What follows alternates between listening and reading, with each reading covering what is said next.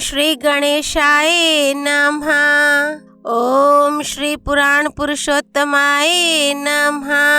श्री शिव पुराण संहिता 5 उमा संहिता अध्याय 49। देवताओं का गर्व दूर करने के लिए तेजा पुंज रूपिणी उमा का प्रादुर्भाव।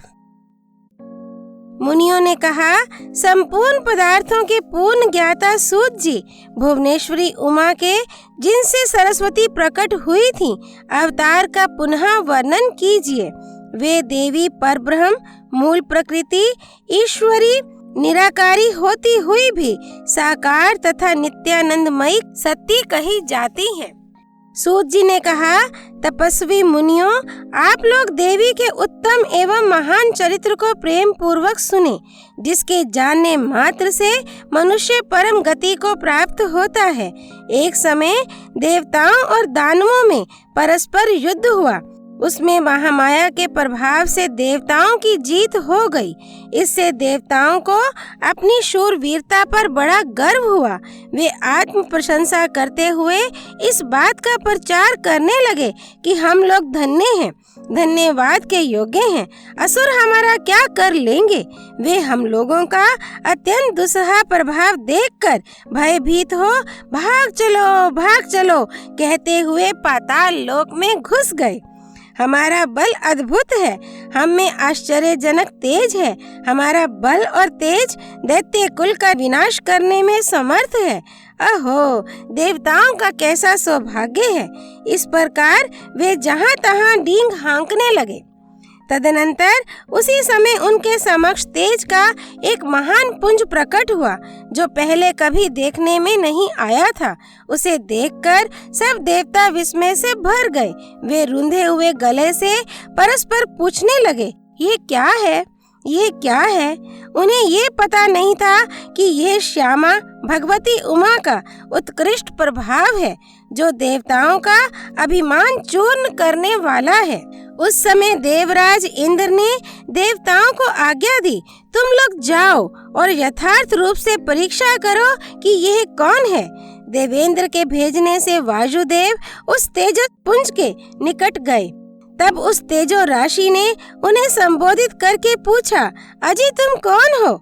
उस महान तेज के इस प्रकार पूछने पर वायु देवता अभिमान पूर्वक बोले, मैं वायु हूँ, संपूर्ण जगत का प्राण हूँ। मुझ सर्वाधार परमेश्वर में ही ये स्थावर जंगम रूप सारा जगत ओतप्रोत है। मैं ही समस्त विश्व का संचालन करता हूँ। तब उस महातेज ने कहा, वायो, यदि तुम जगत के संचालन में समर्थ हो तो ये तृण रखा हुआ है, इसे अपनी इच्छा के अनुसार चलाओ तो सही। तब वायु देवता ने सभी उपाय करके अपनी सारी शक्ति लगा दी, परंतु वह तिनका अपने स्थान से तिल भर भी ना हटा। इससे वायुदेव लज्जित हो गए। वे चुप हो इंद्र की सभा में लौट गए और अपनी प्राजय के साथ वहां का सारा वृत्तांत उन्होंने सुनाया। वे बोले, देवेंद्र, हम सब लोग झूठे ही अपने में सर्वेश्वर होने का अभिमान रखते हैं, क्योंकि किसी छोटी सी वस्तु का भी हम कुछ नहीं कर सकते। तब इंद्र ने बारी बारी से समस्त देवताओं को भेजा। जब वे उसे जानने में समर्थ ना हो सके, तब इंद्र स्वयं गए। इंद्र को आते देख वह अत्यंत दुस्सह तेज तत्काल अदृश्य हो गया। इससे इंद्र बड़े विस्मित हुए और मन ही मन बोले, जिसका ऐसा चरित्र है उसी सर्वेश्वर की मैं शरण लेता हूँ। सहस्त्र नेत्रधारी इंद्र बारंबार इसी भाव का चिंतन करने लगे। इसी समय निश्चल करुणामय शरीर धारण करने वाली सच्चिदानंद स्वरूपिणी शिवप्रिया उमा उन देवताओं पर दया करने और उनका गर्व हरने के लिए चैत्र शुक्ला नवमी को दोपहर में वहां प्रकट हुई। वे उस तेजस पुंज के बीच में विराज रही थीं, अपनी कांति से दसों दिशाओं को प्रकाशित कर रही थीं और समस्त देवताओं को सुस्पष्ट रूप से ये जता रही थीं कि मैं साक्षात परब्रह्म परमात्मा ही हूँ। वे 4 हाथों में कर्मशा, वर, पाश, अंकुश और अभय धारण किए थीं। श्रुतियाँ साकार होकर उनकी सेवा करती थीं। वे बड़ी रमणीय दिखती थीं तथा अपने नूतन यौवन पर उन्हें गर्व था। वे लाल रंग की साड़ी पहने हुए थीं। लाल फूलों की माला तथा लाल चंदन से उनका श्रृंगार किया गया था। वे कोटि कोटि कंदर्पों के समान मनोहारिणी तथा करोड़ों चंद्रमाओं के समान चटकीली चांदनी से सुशोभित थीं। सबकी अंतर्यामिनी, समस्त भूतों की साक्षिणी तथा पर ब्रह्म स्वरूपिणी उन महामाया ने इस प्रकार कहा। उमा बोली, मैं ही पर ब्रह्म, परम ज्योति, प्रणव रूपिणी तथा युगल रूप धारिणी हूँ।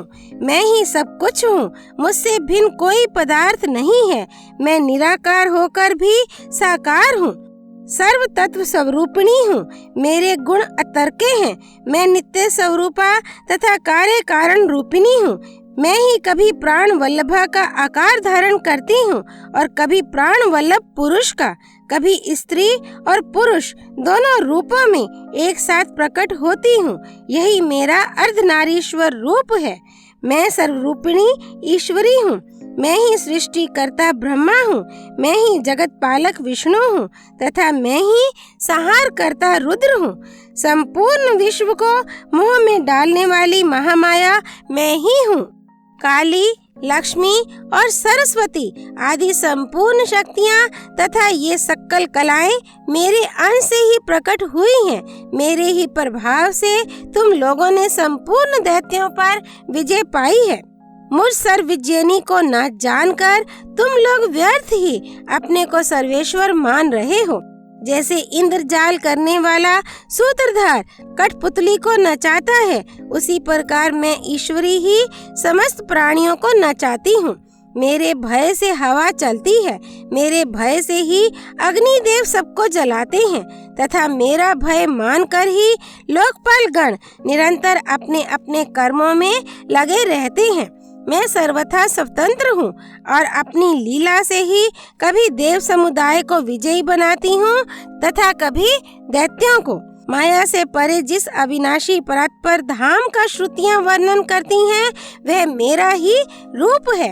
सगुण और निर्गुण ये मेरे दो प्रकार के रूप माने गए हैं।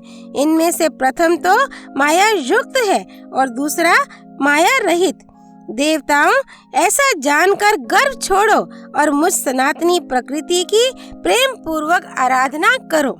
देवी का यह करुणा युक्त वचन सुन देवता भक्ति भाव से मस्तक झुकाकर उन परमेश्वरी की स्तुति करने लगे। जगदीश्वरी, क्षमा करो। परमेश्वरी, प्रसन्न होवो। माता, ऐसी कृपा करो जिससे फिर कभी हमें गर्व ना हो। तब से सब देवता गर्व छोड़ एकाग्रचित हो पूर्ववत विधि पूर्वक उमा देवी की आराधना करने लगे। ब्राह्मणों, इस प्रकार मैंने तुमसे उमा के प्रादुर्भाव का वर्णन किया है, जिसके श्रवण मात्र से परम पद की प्राप्ति होती है। अध्याय 49 संपूर्ण। सर्व तत्व स्वरूपिणी माँ उमा देवी की जय। हर हर महादेव। श्री हरि अर्पणमस्तु।